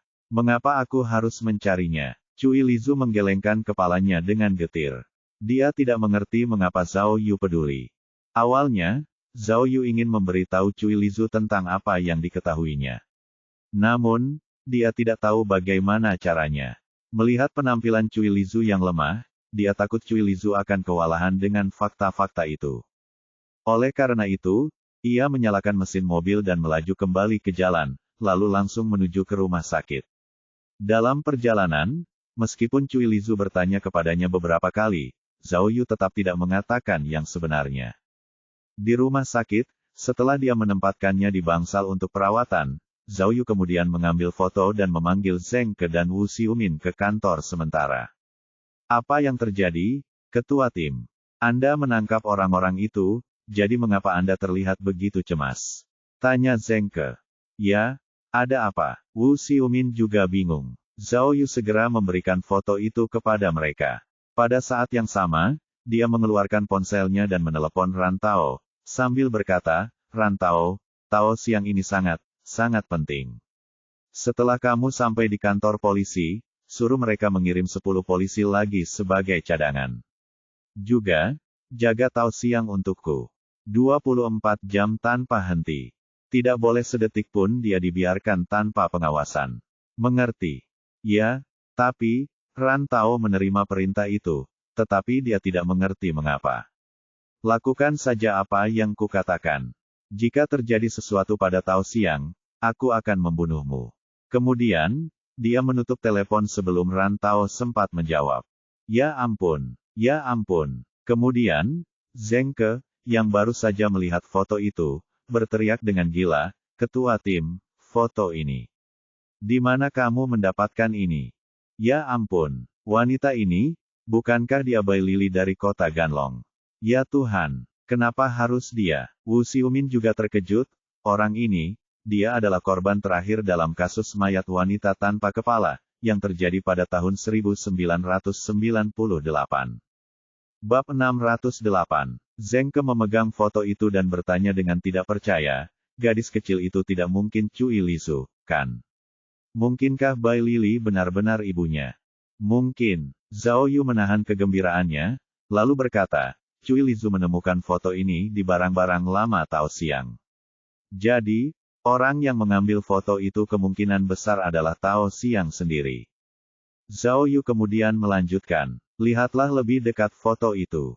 Lihat dari sudut mana foto itu diambil. Lihat juga bahwa postur tubuh wanita itu sangat santai. Kedua hal ini memberitahuku bahwa dia jelas tidak memperhatikan kamera. Oleh karena itu, foto itu mungkin diambil tanpa sepengetahuan atau izinnya. Ya Tuhan, kata Wu Xiumin. Tao Xiang mengambil foto ibu dan anak itu. Ketua tim, apakah ini berarti Anda berpikir bahwa Tao Xiang mungkin adalah pembunuh kasus mayat wanita tanpa kepala? Oh, Zeng tergagap. Kaku, ini bukan lelucon. Jangan lupa, Tao Xiang adalah ayah Cui Lisu. Jika Bai Lili adalah ibu Cui Lisu, mereka berdua akan menjadi pasangan. Jika suami membunuh istrinya, polisi akan dapat menyelidikinya. Zhao Yu mengangguk setuju, lalu menambahkan, Cui Lisu memberitahuku bahwa Tao Xiang memberitahunya bahwa ibunya pergi dengan orang lain setelah melahirkan Cui Lisu. Dan, dalam berkas catatan terkait kasus mayat perempuan tanpa kepala, polisi menduga ada petunjuk jelas yang menunjukkan bahwa pembunuhan itu merupakan kejahatan karena nafsu. Setelah mendengar laporan ini, Wu Xiumin menebak, mungkinkah Tao Xiang marah atas pengkhianatan istrinya, jadi dia memenggal kepalanya. Zeng menggelengkan kepalanya dan mendesah. Tidak bisa dipercaya, awalnya kami ke sini untuk kasus mayat wanita tanpa kepala, tetapi kami malah menemukan petunjuk melalui kasus pembunuhan tergesa-gesa. Ini terasa sangat tidak nyata. Itu artinya, saat kamu bekerja di bawahku, akan selalu ada kejutan. Zhao Yu langsung bercanda. Lagi pula, dia sudah terbiasa dengan kejutan seperti itu karena dia menggunakan sistem keajaiban. Tidak hanya itu, Tao Xiang juga membantu mengungkap petunjuk tentang kasus pencurian permata bintang Tamil. Oleh karena itu, kita telah berhasil mengungkap 3 kasus besar. Zeng melontarkan pujian untuk menyenangkan hati Zhao Yu. Ketua tim Zhao, Anda benar-benar bintang keberuntungan yang telah turun ke dunia. Jika kita berhasil memecahkan ketiga kasus itu, ya Tuhan, saya tidak dapat membayangkannya. Ketua tim, Wu Xiumin segera teringat sesuatu. Kalau begitu, kita harus segera pergi dan melindungi Tao Xiang. Kita tidak boleh membuat kesalahan. Baiklah, Zhao Yu setuju. Ia lalu mengangguk ke arah Wu Xiumin dan bertanya, jika kita ingin tahu kebenarannya, kita harus mendapatkan lebih banyak bukti. Aku ingat aku pernah menyuruhmu mengambil DNA Cui Lisu sebelumnya, kan? Kau mengerti? Saya mengerti. Hasil tes lab sudah ada di kantor polisi Jimping. Jawabnya. Baiklah. Zhao Yu memberitahu Zeng kembalilah ke kantor polisi untuk mengambilnya. Lalu, bandingkan dengan DNA Bai Lili. Oh, dan juga DNA Tao Xiang. Dimengerti. Zeng segera bangkit dan pergi. Tunggu, DNA orang lain juga perlu dibandingkan dengan Cui Lisu. Zhao Yu tiba-tiba teringat GG, jadi dia berkata, silakan saja sekarang, nanti aku akan mengirimkan sampel orang ketiga. Kalau sudah, kamu bisa membandingkan sampel itu dengan milik Cui Lisu juga. Orang ketiga, siapa dia? Zeng belum pernah mendengar tentang GG sebelumnya. Itu mayat wanita dari Kinsan, jawab Zhao Yu terus terang. Penampilan fisik mayat wanita itu sangat mirip dengan Cui Lisu. Jadi, saya merasa mereka mungkin memiliki hubungan darah. Ya Tuhan, ketua tim memiliki kekuatan yang luar biasa. Aku benar-benar tidak bisa berkata apa-apa. Wu Xiumin memuji Zhao Yu, lalu tiba-tiba menyadari sesuatu. Oh, ketua tim, akhirnya aku mengerti mengapa kau begitu memperhatikan Cui Lisu. Kisah cintamu adalah kisah cinta standar antara seorang pria dan hantu. Hentikan omong kosong itu, Zhao Yu melambaikan tangannya dan berkata, cepatlah dan mulai bekerja. Namun, saat kau kembali, beritahu Rantau bahwa semua hal tentang Tao Xiang berada di bawah kerahasiaan yang ketat dan sangat rahasia. Selain kita berempat, tidak seorang pun boleh mengetahuinya. Ini sangat penting, mengerti? Dimengerti, jawab kedua bawahan itu serempak. Mereka lalu berbalik dan meninggalkan kantor untuk menuju kantor polisi Jimping. Setelah mereka pergi, Zhao Yu akhirnya cukup tenang untuk memikirkan kembali seluruh kejadian tersebut. Ia kemudian mulai merumuskan rencana tindakannya untuk waktu dekat. Dia memiliki 3 tugas penting yang harus diselesaikan, yaitu menangani kasus pembunuhan tergesa-gesa, kasus pencurian permata, dan kasus mayat wanita tanpa kepala. Berdasarkan informasi yang mereka miliki sejauh ini, kasus pembunuhan tergesa-gesa jelas sudah mendekati akhir. Meskipun belum ada kesaksian nyata, Lao Feng dan gengnya telah ditangkap. Sekarang, yang perlu mereka lakukan hanyalah menginterogasi mereka dengan sabar. Setelah itu, hanya masalah waktu sebelum kebenaran terungkap. Zhao Yu tahu bahwa kasus pembunuhan tergesa-gesa memiliki implikasi yang luas. Selain Lao Feng dan gengnya, pasti ada manipulator yang lebih hebat. Namun, konsorsium tersebut disembunyikan di luar negeri. Oleh karena itu, kemampuan untuk menindaklanjuti tidak akan termasuk dalam ruang lingkup dan yurisdiksi kelompok investigasi khususnya. Namun, Zhao Yu tahu bahwa divisi kriminal pusat pasti akan menugaskan orang tertentu untuk menangani kasus tersebut, jadi dia tidak perlu khawatir tentang masalah tindak lanjut. Dia hanya perlu menyerahkan bukti sejauh ini. Adapun kasus pencurian permata, itu tidak akan melibatkannya. Ini karena divisi kriminal pusat telah menugaskan pasukan khusus yang bertanggung jawab atas kasus tersebut.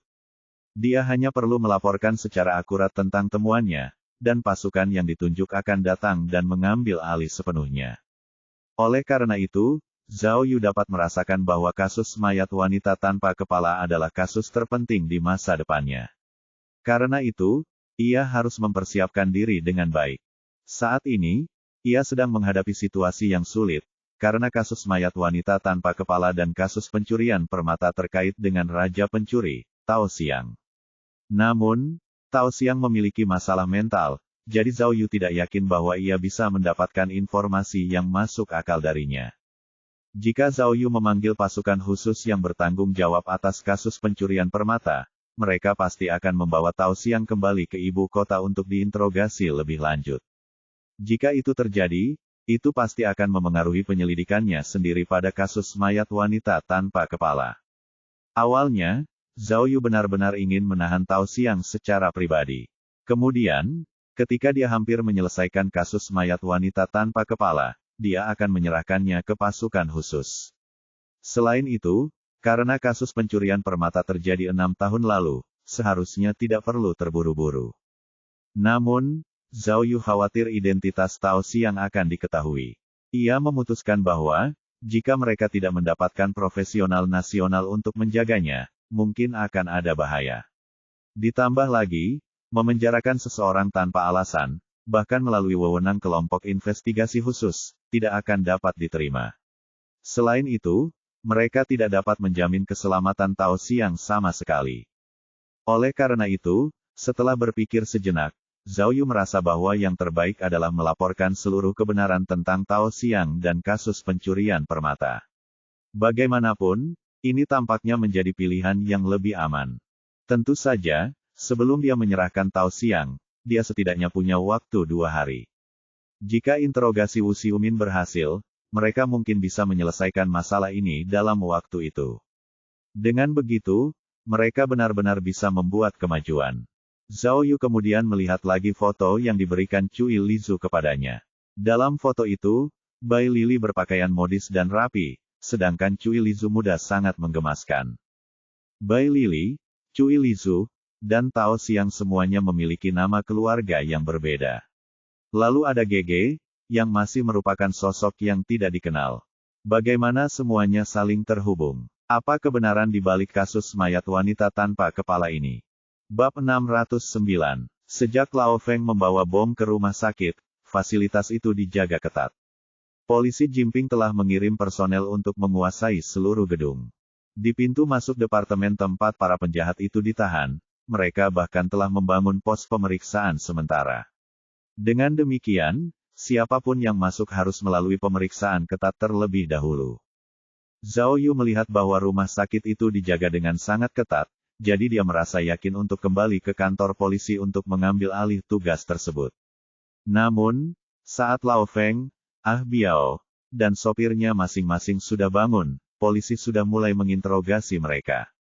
Para detektif polisi dari kantor polisi Jimping ini berpengalaman.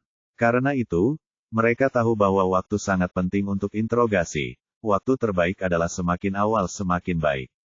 Dan sekarang, karena mereka baru saja menjalani operasi, para penjahat masih sedikit tidak sadarkan diri, jadi akan mudah untuk mengorek informasi penting dari mereka. Sekarang setelah dia tahu interogasi telah dimulai, Zhao Yu tidak bisa pergi begitu saja. Jadi, dia memutuskan untuk tinggal dan menunggu kabar terbaru di kantor sementara. Tak lama kemudian, hari sudah mulai terbenam. Ma Laodan dan ayahnya telah ditempatkan di bangsal yang sama. Dengan bantuan hemostat tak terlihat milik Zhao Yu, meskipun Ma Laodan telah tertembak di dadanya, nyawanya tidak dalam bahaya langsung. Ayah Ma Laodan, Ma Qiang, juga dalam tahap pemulihan. Polisi telah mengirim para profesional untuk merekam pengakuan Ma Qiang, tetapi Zhao Yu telah mengetahui apa yang terjadi pada mereka dari Cui Lisu. Karena itu, ia memperkirakan bahwa mereka tidak akan menemukan hal lain yang berguna. Di antara semua anggota staf yang terluka, Kapten Detektif Polisi, Li Loyun, adalah salah satu yang terluka paling parah. Belati yang menusuknya telah menembus perutnya dan memotong ususnya. Belati itu juga telah merusak limpanya. Karena parahnya luka-lukanya, operasinya berlangsung lebih dari 5 jam. Syukurlah, operasinya sangat berhasil. Setelah Li Loyun bangun, Zhao Yu pergi mengunjunginya. Pertanyaan pertama yang diajukannya tentu saja tentang kasus tersebut. Ketika dia mengetahui bahwa mata-mata itu adalah Lao Feng, dia terkejut. Dia tidak pernah menyangka bahwa rekan kerja yang telah bekerja dengannya selama bertahun-tahun akan menjadi dalang di balik kasus pembunuhan tergesa-gesa. Meskipun dia sudah terluka parah, Li Loyun merendahkan dirinya di hadapan semua orang, dengan mengatakan bahwa, jika dia menyadari tindakan Lao Feng lebih awal, kasus pembunuhan tergesa-gesa tidak akan dapat diselesaikan dengan lancar. Karena Lao Feng adalah bawahan langsungnya, dia tahu bahwa dia harus bertanggung jawab sebagian atas akibatnya. Zhao Yu menasihatinya bahwa kasusnya belum ditutup, jadi belum waktunya untuk memeriksa diri sendiri. Ia kemudian menyemangatinya untuk beristirahat. Setelah Zhao Yu meninggalkan bangsal Li Loyun, ia pergi menemui Cui Lisu. Bukan jari-jari Cui Lisu yang dipotong, tetapi ia dipukuli dengan brutal oleh para penjahat. Tak perlu dikatakan lagi, ia terluka parah. Ketika Zhao Yu memasuki kamarnya, Cui Lisu telah meminum obat penenang, jadi dia tertidur lelap. Dia duduk di kursi di samping tempat tidurnya, menatap wajah Cui Lisu dengan saksama. Wajahnya cantik dan familiar. Sebelumnya, Zhao Yu pernah mengira wajahnya mirip dengan penampilan Gege yang cantik. Zhao Yu tidak mudah tergila-gila pada wanita cantik, jadi dia tidak akan terlalu memanjakan penampilan wanita. Namun, lukisan Gege benar-benar ajaib, dan telah meninggalkan kesan yang mendalam di hatinya. Tepat pada saat itu, saat melihat Cui Lisu, lubuk hati Zhao Yu kembali berdesir tak seperti biasanya. Meskipun kedua wanita itu tampak mirip, Cui Lisu tidak diragukan lagi lebih nyata dan hadir. Zhao Yu menatapnya, tenggelam dalam pikirannya yang mendalam. Dia ingin melihat petunjuk saat ini dan membuat beberapa spekulasi. Namun, petunjuk saat ini memberikan terlalu sedikit informasi, jadi dia tidak punya cara untuk membuat tebakan logis. Saat dia berpikir lebih jauh, dia mengambil foto itu lagi untuk melihatnya lagi. Sebelumnya, Zhao Yu benar-benar tidak bisa mengatakan yang sebenarnya kepada Cui Lisu. Secara spesifik, orang dalam foto itu mungkin ibunya, yang kemudian menjadi mayat tanpa kepala. Atau lebih buruk lagi, orang yang memenggal kepala ibumu mungkin ayahmu, Tao Xiang. Zhao Yu menghela napas. Ia tidak pernah menyangka akan menemukan kasus yang mengerikan seperti ini. Tidak hanya semakin banyak kasus yang dikaitkan dengannya, tetapi juga semakin rumit. Bip bip, bip bip.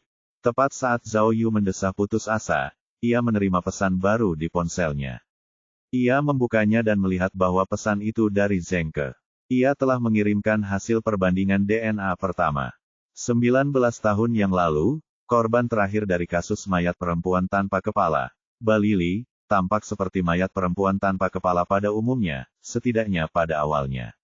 Namun, karena tidak ditemukannya tengkorak dan sidik jarinya, identitasnya tidak dapat dipastikan. Baru 2 tahun kemudian, ketika teknologi DNA semakin populer, polisi akhirnya dapat menemukan keluarga Bai Lili untuk memastikan identitasnya. Berkat hal ini, foto, sampel DNA, dan informasi Bai Lili semuanya telah tersimpan. Karena Zhao Yu telah mengerjakan pekerjaan rumahnya untuk kasus mayat wanita tanpa kepala, dia sangat mengenal semua buktinya, termasuk informasi yang dikumpulkan ini. Jadi, ketika dia melihat foto Cui Lisu, dia langsung mengenali Bai Lili sekilas.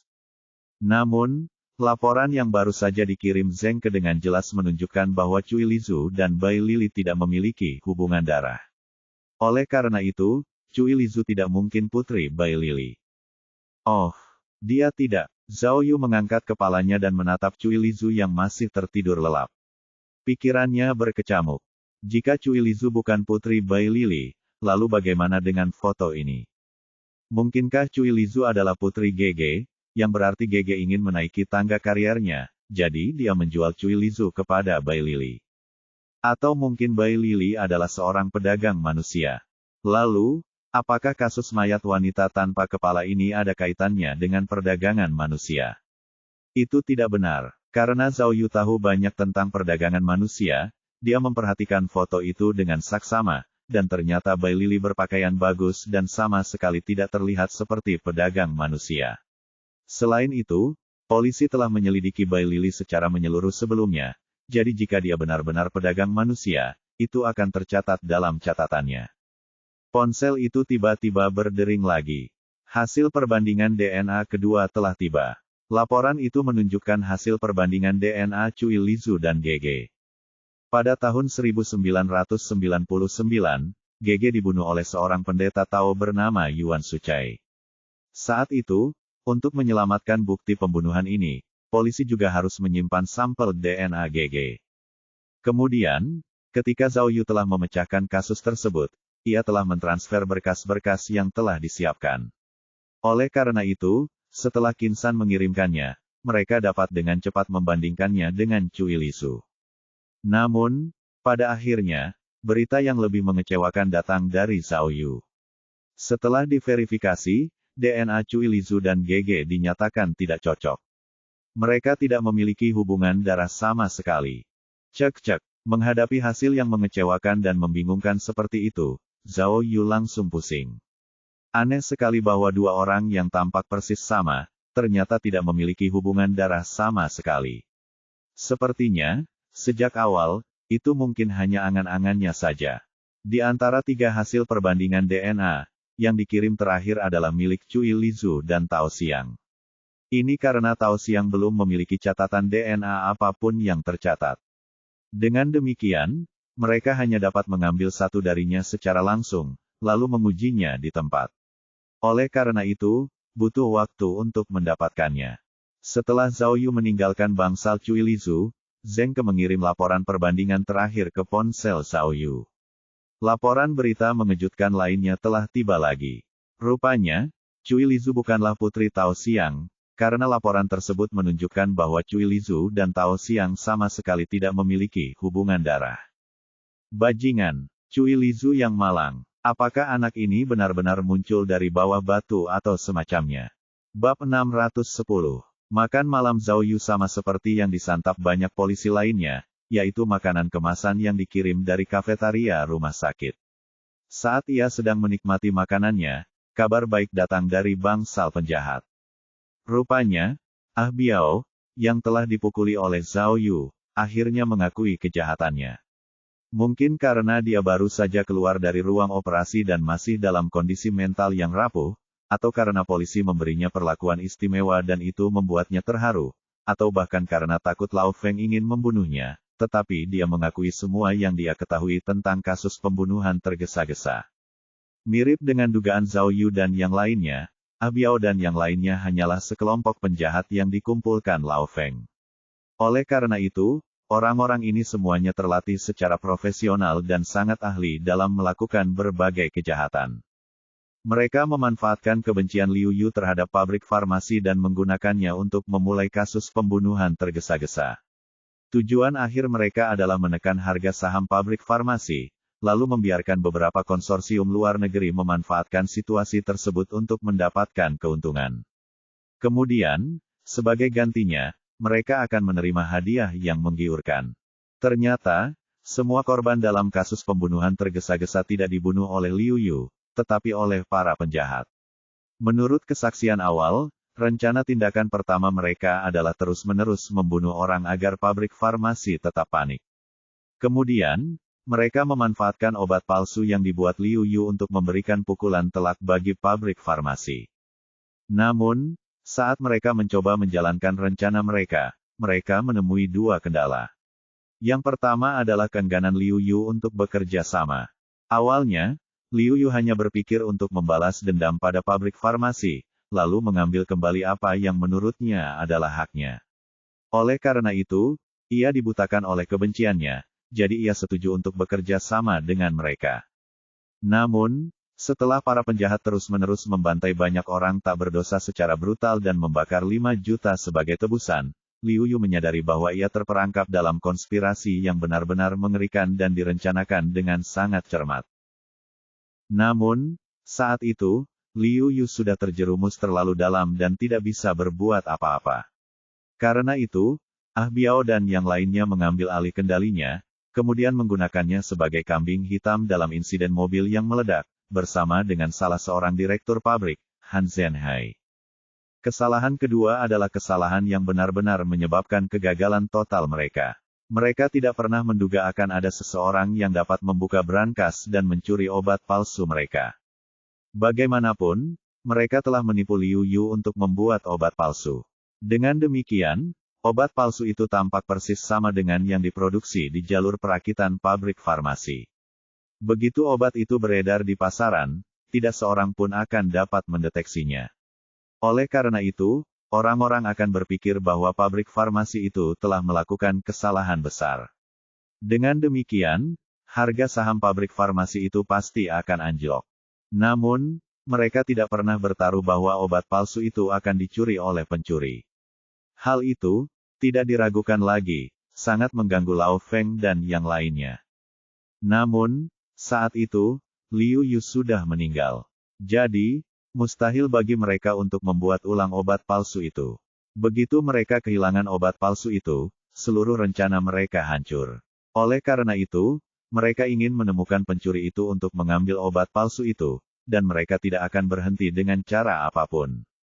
Tak lama kemudian, berkat mereka yang menyebarkan berita dan menawarkan hadiah, mereka berhasil mengunci target mereka, yaitu geng pencuri jalan Zhangping. Kemudian, mereka menangkap pemimpin pencuri, Ma Qiang, dan memaksanya untuk menceritakan semua tentang Cui Lizu. Lao Feng dan yang lainnya kemudian menemukan Cui Lizu dengan sangat cepat dan menangkapnya. Setelah mengalami penyiksaan yang kejam, dia kemudian memberikan lokasi obat palsu tersebut. Oleh karena itu, mereka pergi bersama untuk mengambil obat tersebut kembali dari panti jompo. Saat itu, 3 pembunuh yang terlibat baku tembak dengan Zhao Yu dan pasukannya bertugas mengambil obat-obatan. Selain mengambil obat-obatan, mereka juga melumpuhkan petugas keamanan dan mengatur sudut kamera pengawas agar tidak terlihat. Pada saat yang sama, Ah Biao dan pengemudi BMW X5 berkoordinasi dari luar, sementara Lao Feng, yang mengemudikan mobil polisi, juga menunggu di luar panti jompo. Kemudian, Cui Lizu dan Ma Qiang diikat dan dilemparkan ke bagasi mobil polisi, yang sudah terpasang bom di atasnya. Menurut rencana awal mereka, begitu mereka menemukan obat palsu itu, dia akan menyalakan ledakan untuk membunuh Cui Lizu dan Ma Qiang, sehingga menghancurkan semua bukti. Namun, saat Zhao Yu dan Li Loyun tiba-tiba muncul, rencananya hancur. Ah Biao bahkan mengakui bahwa sebenarnya ada sekelompok orang di luar negeri yang pada akhirnya mengendalikan seluruh rencana tersebut. Dengan demikian, mereka hanyalah orang-orang yang patuh terhadap instruksi mereka. Ia mengatakan bahwa bos kelompok itu sangat hebat, dan menjelaskan lebih lanjut bahwa ia adil dalam memberikan ganjaran dan hukuman, meskipun tindakannya bisa sangat brutal. Oleh karena itu, para bawahan ini tidak berani melakukan kesalahan. Ini menjelaskan mengapa mereka lebih suka bunuh diri dengan bom mobil daripada dihukum oleh kelompok itu. Namun, kelompok di balik layar juga sangat berhati-hati. Bahkan Ah Biao tidak tahu tentang identitas mereka yang sebenarnya. Bahkan, di antara sedikit dari mereka, hanya Lao Feng yang tahu. Bagaimanapun, dengan pengakuan Ah Biao, kasus pembunuhan tergesa-gesa akhirnya bisa ditutup. Mengenai kelompok di balik layar, itu berada di luar lingkup kelompok investigasi khusus Zhao Yu, dan bahkan di luar yurisdiksi kantor polisi Jinping. Dengan demikian, Divisi Kriminal Pusat tentu saja akan menugaskan pasukan khusus luar negeri untuk menyelidiki kasus tersebut. Oleh karena itu, saat pengakuan resmi dibuat, Zhao Yu menyusun 2 laporan. Satu adalah laporan penutup untuk kasus pembunuhan tergesa-gesa, sementara yang lain adalah laporan kasus pencurian permata, yang terkait dengan Tamil Star. Setelah dia menyerahkan kedua laporan tersebut, Divisi Kriminal Pusat segera membalas. Mereka meminta Zhao Yu dan timnya untuk mengawasi penjahat penting tersebut hingga mereka dapat mengambil alih. Dalam waktu 2 hari, mereka mengirim 2 pasukan ke Jinping. Salah satu pasukan itu bertugas menyelidiki kasus pembunuhan tergesa-gesa. Mereka akan membawa semua penjahat kembali dan menanganinya. Kemudian, mereka akan menyelidiki kelompok di balik layar. Sementara itu, pasukan lainnya adalah pasukan khusus, yang bertugas menangani kasus pencurian permata. Orang-orang ini akan membawa Raja Pencuri, Tao Xiang, kembali ke ibu kota. Mereka kemudian akan terus mengejar keberadaan batu permata tersebut. Saat mereka tiba, para petinggi dari Divisi Kriminal Pusat, yang sangat puas dengan kinerja Zhao Yu, memberinya pujian yang luar biasa. Karena ada banyak kematian dalam kasus pembunuhan tergesa-gesa, dan kasusnya sangat rumit bagi Zhao Yu dan timnya untuk dapat menangkap para penjahat dan mengklarifikasi fakta, itu benar-benar sebuah keajaiban. Ditambah lagi, Zhao Yu bahkan telah menangkap tersangka kasus pencurian permata. Dia memang telah melakukan perbuatan yang luar biasa. Setelah menerima pujian dari Divisi Kriminal Pusat, Zhao Yu melihat 3 laporan perbandingan DNA dan menghela napas, berpikir dalam hati. Akhirnya, aku bisa tenang dan menyelidiki kasus mayat wanita tanpa kepala. Namun, karena heksagram kian belum berakhir, petualangan ajaib Zhao Yu terus berlanjut. Ketika dia berkemas dan bersiap untuk kembali ke kantor polisi untuk bertemu dengan rekan satu timnya, dia tiba-tiba mendapat telepon anonim.